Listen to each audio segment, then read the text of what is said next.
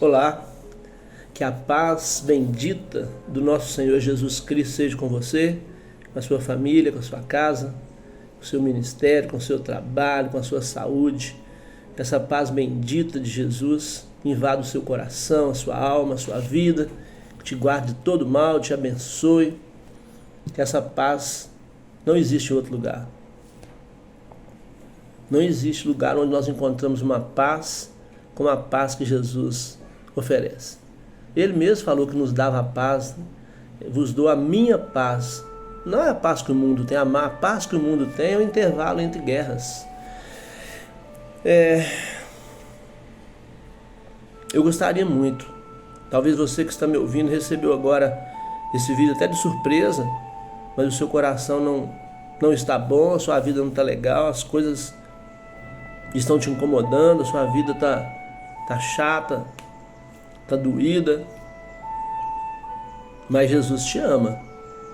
O Senhor tem um plano na sua vida, independente do que você estiver passando, do que você estiver enfrentando, nada importa.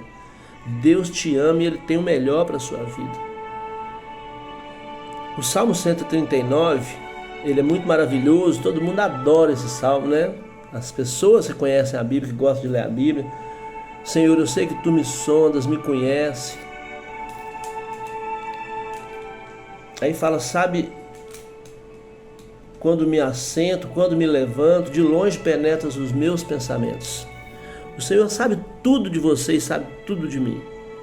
Por isso que eu queria chamar esse pequeno vídeo hoje de o mais efetivo psicanalista que já existiu. O psicólogo é aquele profissional que estuda o comportamento mental. Então ele trabalha no estudo do comportamento da psique, do mental. Já o psiquiatra, ele é como se fosse um psicólogo especializado. O que ele faz?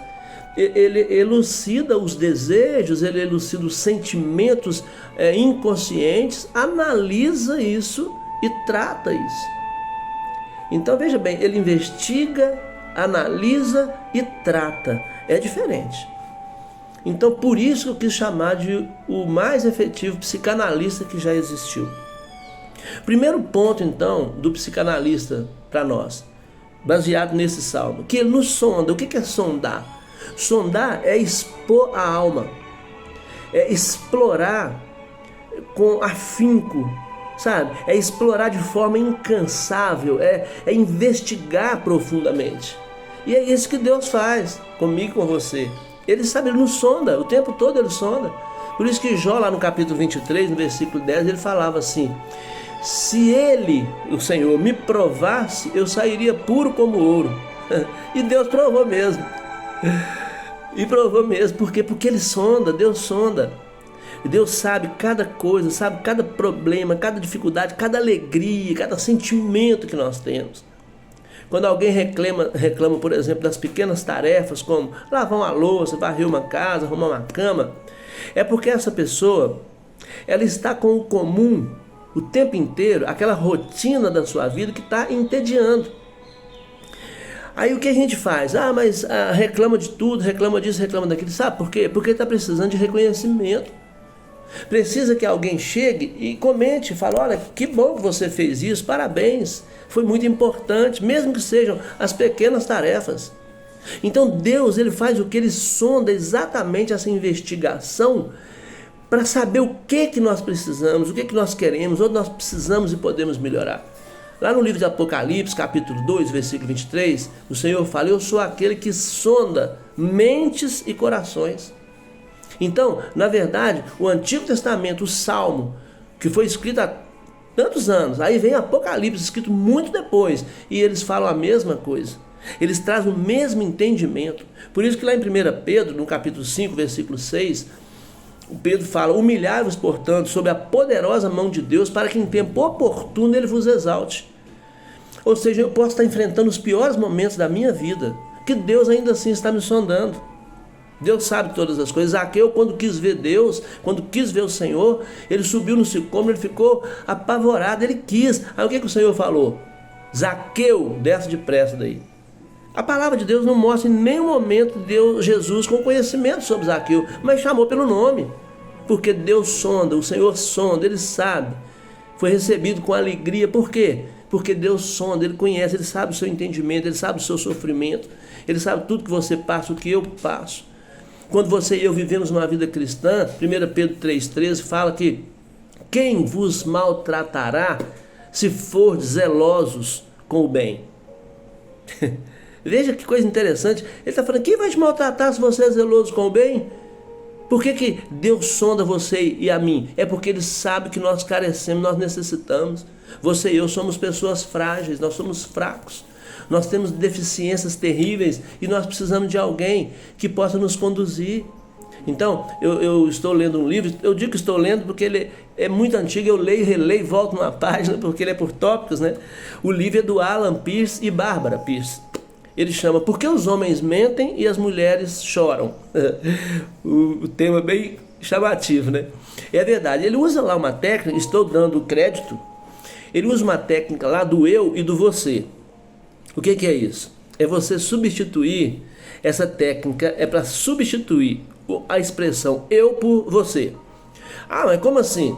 Por exemplo, num casamento há uma discussão, qualquer que seja ela. O que acontece? A maneira com que a pessoa fala, ela chateia tanta outra, que a coisa só piora. Então, por exemplo, você sempre isso, você nunca aquilo, sempre isso, sempre aquilo. Então, essas expressões, elas tiram o sentido da educação da relação. Então, por exemplo, você chegou atrasado de novo e começa a brigar. O que ele vai fazer? Eu estou dizendo ele aqui porque eu tenho que usar alguém. Então a mulher falou com o homem, você chegou atrasado de novo. O que ele vai fazer? Ele vai ter que se afastar dela porque ele chegou atrasado de novo mesmo. Ele não tem defesa. Ele não tem argumento porque ele chegou atrasado. E ele vai afastar por quê? Porque a pessoa que está falando é chata. Essa pessoa que está chamando a atenção porque ela atrasou-se, ela é enjoada. Porque ela está tocando na sua ferida. Mesmo ele tendo chegado atrasado, ele não quer ouvir. Se ele tivesse um argumento de defesa, ele nem se afastaria, ele se defenderia. Só que ele não tem, ele chegou mesmo atrasado. Ah, então o que fazer? É simples. Em vez da mulher chegar e dizer, você chegou atrasado novamente, ela pode dizer assim, eu estava tão preocupada com você, você não avisou nada, aconteceu alguma coisa? Olha a diferença.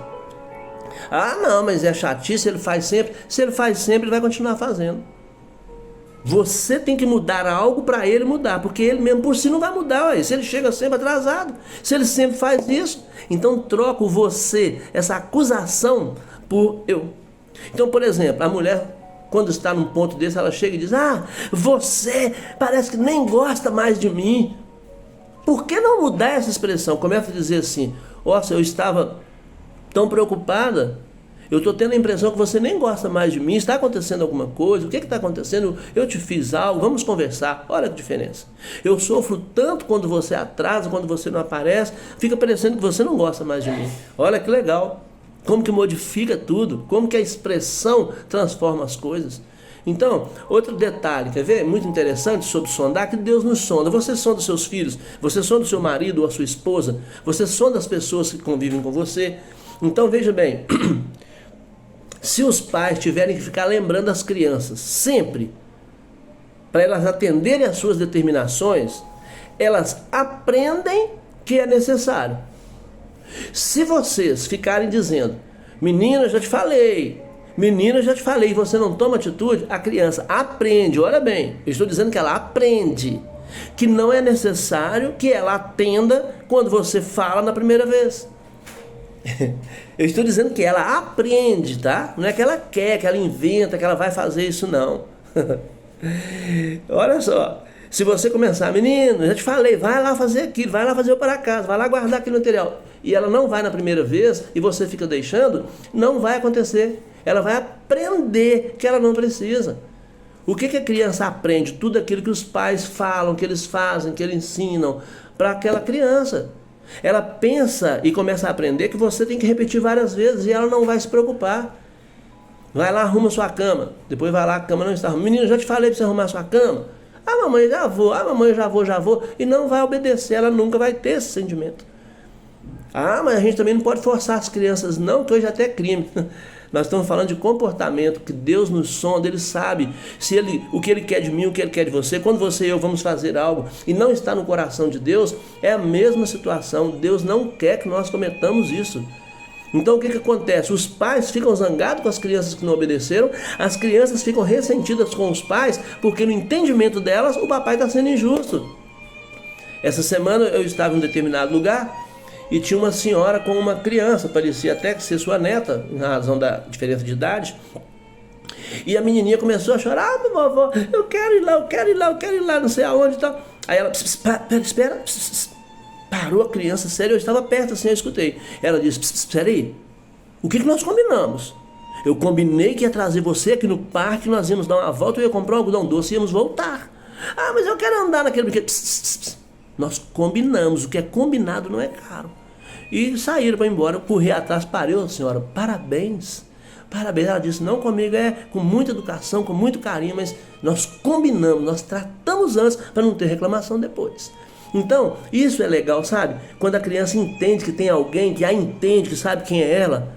Então é isso que Deus faz, Ele sonda você e me sonda, porque Ele sabe o que eu preciso, o que eu quero, o que eu gosto, o que é bom para mim, o que é bom para você.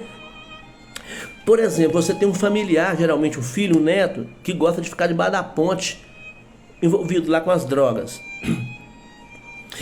O que vai acontecer? Esse menino, ele gosta daquele ambiente, ele está naquele ambiente.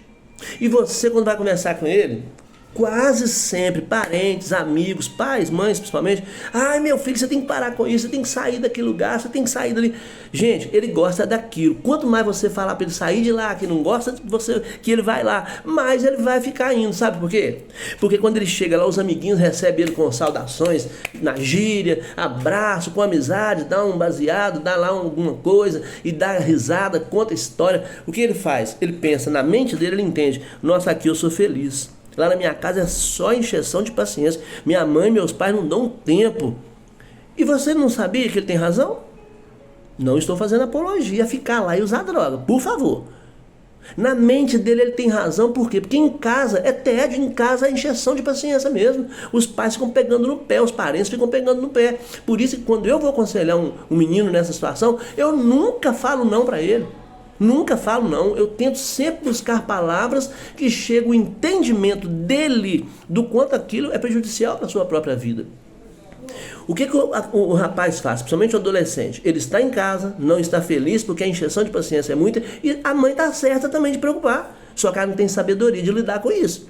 Então ele não está bem, ele sai e vai para lá, lá ele se sente bem. Vai chegar um momento que ele não vai nem voltar para casa mais, ele vai ficar morando lá na rua. Sabe por quê? Porque ele vai ter a ideia da sensação de pertencimento. O que é pertencimento? É eu sair em algum ambiente e me sentir parte daquilo, eu sou bem recebido ali, eu tenho a sensação de pertencimento. Quando volta para casa o adolescente e os pais começam a pegar no pé, ele fala: nosso lugar bom é lá, porque lá eu sou bem recebido ali. Eu pertenço àquele lugar. Então, os pais, quanto mais reclamarem com os filhos, quanto mais fizerem sem sabedoria, mais afastam o filho de casa. A culpa do pai, da mãe? Não, é porque não tem sabedoria, não entende, não trabalha com isso, não vive isso. Então Deus, Ele nos sonda, Ele sabe tudo, Ele sabe o seu sentimento, a sua dor, a sua tristeza, Ele sabe tudo sobre você. Segundo ponto do Salmo 139 é que Ele nos conhece. Não fala assim: eu sei que tu me sondas, me conhece. O que é conhecer? É quando você tem uma convivência tal que aquele alguém não consegue nem te enganar. Às vezes até um sorriso é demonstração de tristeza.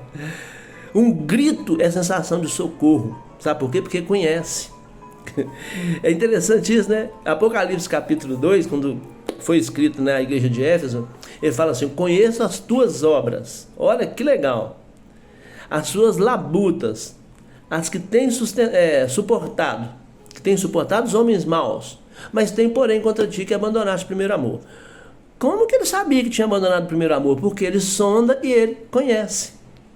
Se você senta diante de um psicólogo, ou aí no caso um psiquiatra, e você começa a conversar com ele, à medida que você vai falando, ele vai te conhecendo. Ele trabalha isso, ele aprendeu, ele se profissionalizou nisso. O que você vai falando, o que você vai demonstrando, a sua expressão facial, tudo vai mostrando, ele vai aprendendo, ele te conhece rapidinho. Claro que não, como Deus. Muito longe disso. Mas ele te conhece rapidinho, ele vai saber coisa de você que nem você sabia. Por quê? Porque ele está te sondando e ele passa a te conhecer. Lá no livro de Atos, no capítulo 5, quando Ananias vendeu a sua propriedade, voltou e entregou só parte daquilo aos discípulos, eles disseram: por que você mentiu para o Espírito Santo? E ele caiu e morreu. Quando a mulher dele chegou, ela sustentou a mesma mentira. E eles disseram: as mesmas mãos que arrastaram o seu marido hão de arrastar você, porque vocês mentiram para o Espírito Santo e ela também caiu morta. Se eles não tivessem falado nada de venda de propriedade, não entregassem nada, não teria problema. Era deles. Só que eles mentiram propositadamente, não precisava ter feito aquilo. Então, porque Deus nos conhece, Ele sabe tudo sobre mim, sobre você. Deus te conhece, Ele sabe de você. Quando você estiver desesperado, em vez de entrar em desespero de querer se matar, de querer fugir, etc., conta para Ele, fala assim: eu sei que o Senhor me conhece, eu sei que o Senhor me sonda, eu sei que o Senhor me conhece, sei que o Senhor sabe tudo, eu não sei o que fazer, eu não tenho recurso mais para resolver essa situação minha. Eu não tenho mais recurso, me ajuda. Como eu gosto de ensinar a igreja, eu falo assim: fala, Espírito Santo, estou em apuro, preciso de ajuda. E Ele vai te ouvir, Ele vai te apoiar, porque Ele te conhece. E o terceiro ponto é que Ele nos prova. Então, Ele nos sonda, Ele nos conhece, Ele nos prova. O que é provar? Provar é fazer um teste se você está apto. Isso é que é prova. Nós vamos para a escola, para a faculdade, onde quer que seja, e você aprende as coisas, depois vem um teste, lá uma prova. Você vai anotar ali naquele documento aquilo que você aprendeu antes. Se não aprender, se não anotar certo, é porque você não aprendeu. Então você não passou na prova. Então Deus nos prova, mas Ele nos aprova. Olha só. Em Mateus capítulo 26, o Senhor falou assim: Senhor, se possível, passe de mim esse cálice. Se possível, Deus pode tudo, Ele passa o que Ele quiser. Deus pode o que Ele quiser. Se possível, passa de mim esse cálice, ou seja, passa de mim esse sofrimento, essa dor, essa angústia, essa tristeza, mas não faça a minha vontade, não, faça do Senhor. Pronto, resolveu. Quando nós falamos sobre pecado, aí nós falamos: meu Deus, que pecado? É matar, roubar, prostituir. Pecado é a transgressão da lei de Deus. 1 João capítulo 3, versículo 4 fala isso. Então qualquer transgressão à lei de Deus, aos ensinamentos de Deus, eu estou cometendo um pecado. Paulo, lá em 2 Coríntios capítulo 12, desculpa, ele fala sobre o espinho na carne. Ele fala: Senhor, 3 vezes já eu te pedi, o Senhor tirei esse espinho da minha carne, esse mensageiro de Satanás, ele me esbofeta dia e noite, fica me esbofeteando, dia e noite, 3 vezes eu pedi, o Senhor não tira. O que Deus falou para ele?